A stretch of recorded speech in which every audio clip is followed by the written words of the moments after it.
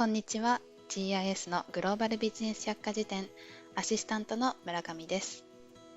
このチャンネルはグローバルコンサルティング企業である GIS 株式会社が世界でのビジネスを通じて培ってきた経験の中から楽しい情報、役に立つ情報をお伝えしています。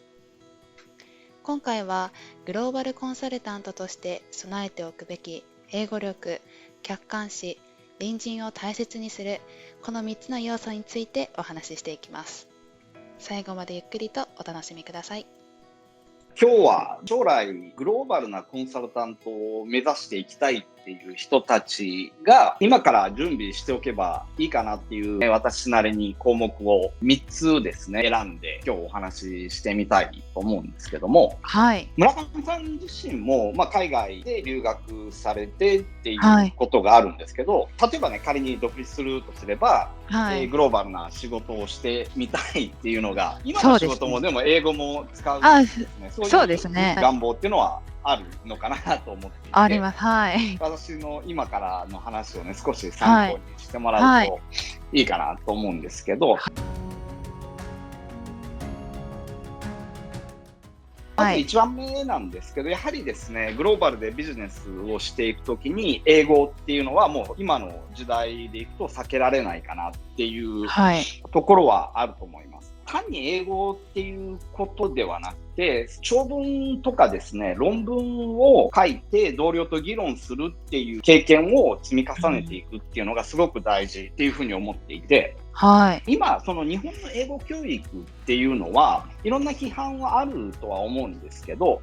例えば文法ですとか英語の基礎っていう意味では非常にいいレベルで教育を行っているっていうのが私の認識なんですよね。で、何が問題かっていうと、実際に使えないっていうところと、あと日本人完璧主義っていうか、ミスを犯すと恥ずかしいとかそういうところがあるので、なかなか使わないっていうのが問題っていうところなんですけども、僕その文法っていうところではですね、もう高校ぐらいまでで学んでいく文法を理解しておくと、今後もそんなに困ることはないっていうところなので、英語に関してはね、場数を踏んでいけばそれでいいっていうふうに私は思ってるんですよ。ただ、グローバルなコンサルタントとして、いろんな国でいろんな母国語をもとに英語を喋っている人たちのいろんな頭脳構造の英語に対して話をしていかなきゃいけない、議論をしていかなきゃいけないっていうことなんですけども、そうした場合に、そもそも日本人の日本語の構造っていうのは英語と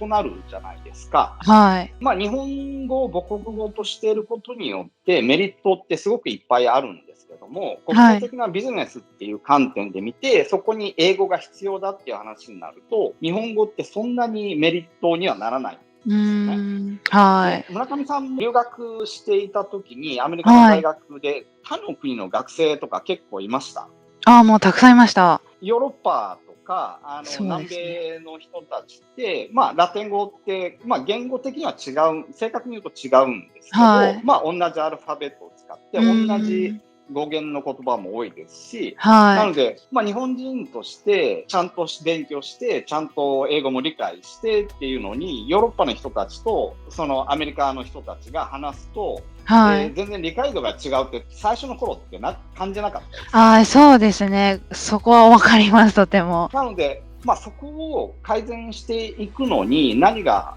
必要かっていうと、やはりですね、長文あるいは論文っていうのを自分で書いて、同僚であったり、勉強してる場合であれば、同僚たちと議論していくっていうところが、それによって英語でビジネスをしていくっていうのが力としてついていくっていうところがあるんですよね。村上さん自身は学部の卒業っていうことですよね。学部だとね、そこまで自分で長文を書いて周りと議論するっていうところはなかなかちょっと少ないかなと思うんですけど、一旦ここの基礎ができていると、あとやればいいだけっていうことになるので、機会を見てね、そういうところにチャレンジしてもいいのかなと思うんですけど、今後目指す人たちっていうのは単にその英語っていうその慣れを得るっていうために留学とかそういうことも大事ですけど、それ以上に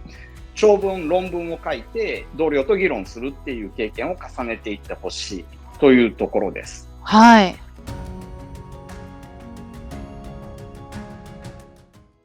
観であったり、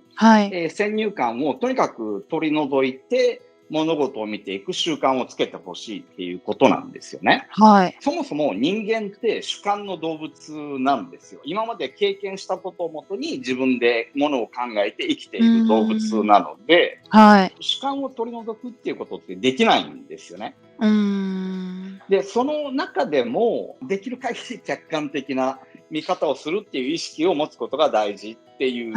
ことなんですよね。主観を取り除くことはできない。いずれにしても自分が考えているのは自分の主観なんだっていうことを意識すると、それだけで客観的な見方っていうのは、できるようになってくるのかなと思ってます。本当に例えば日本でいくと、あうんの呼吸っていう言葉があるじゃないですか。これは要は言葉に発せなくても人の気持ちがわかるよねっていうような言葉なんですけど、それってそもそも私と例えば村上さんがあうんの呼吸だったとすると、そもそも背景となる文化って似通っていて、言わなくても分かる、そもそも似てるんですよね。で、日本ってそういう文化なので、周りの国の多様性っていうのはなかなか理解しないし、自分の経験としてもなかなかね、海外に出ない限り得られないんですよ。で、そういったベースの中で、いろんな国に行って話していくと、やはり自分の今までの体験では理解できないことってたくさん出てくるんですね。そうですね。それを自分の体験の中でおかしいと思ってしまうと、もうそこで話は終わってしまうんですよ。なので、まずは主観っていうのをできるだけ取り除いて、相手が言ってることをそのまま受け入れるっていう習慣を、今のね、若い段階からやっていくと、何年か経った時にはですね、いろんな国の人たちといろんな会話を深いレベルで楽しむことができるので、でそういう風になっていくとビジネスもうまく回っていくっていうことがあるので、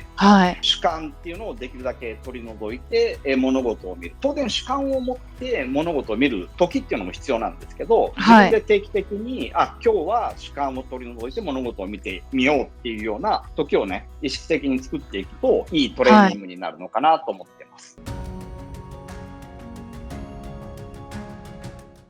今日最後の3つ目なんですけど、我々も世界のいろんなところでね、ビジネスに関わってるんですけども、一番大事なことって隣人を大事にするっていうことだと思ってるんですよ。隣の人を大事にする。で、それって今日本にいて、日本の方が隣にいても、その人をね、今大事にできなければ、それさえもできない人が海外に行って全然自分の違う人たちと一緒に仕事するって、それね、短期的にはできる場合ってあるんですよ。1日2日、あるいは1年ぐらいでちょっと変わった人たち面白いしっていうところでいい結果が出ることはあるんですけど、長期的にですね、やはりそういう人たちを大事にできないっていう人はなかなかね、成功っていうのは難しいんですよね。いい関係を作っていくのは難しいんですよね。なので今海外に憧れてっていう人たちもいっぱいいますけど、ではそこに憧れの海外行った時、あるいは自分がね、独立して海外でビジネスをしていくっていう時に何が今からできるかっていうと、今隣にいる人たちといい関係を築く、その人たちに愛情を持って接していくっていうところです。私もですね、この YouTube の動画の中でいろんなビジネスでいろんな国に行っていろんなシーンでね、いろんな人たちとの接触を話してるんですけど、単にビジネスで話してる人だけではなくてですね、